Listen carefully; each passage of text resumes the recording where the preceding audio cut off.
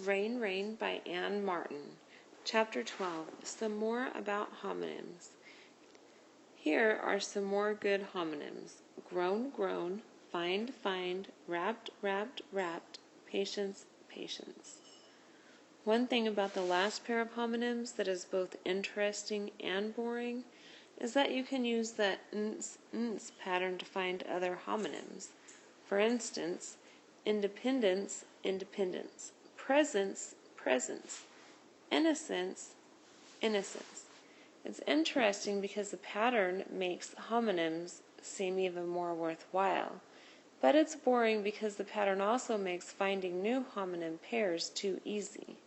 But I still like all homonyms.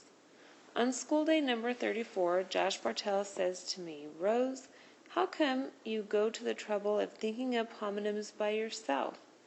You know you can find hundreds of them by looking at Janice Joyner's list of homonyms. All you have to do is Google homonyms, and you'll get to the list. It goes on forever." I think about this. There are two problems with what Josh said. Number one, my father and I didn't have a computer before when Josh suggested that I keep my list on a computer, and we still don't have one. Number two, another of my homonym rules is that I have to think of the homonym myself. What is the point of looking at someone else's list and copying it? My list is original.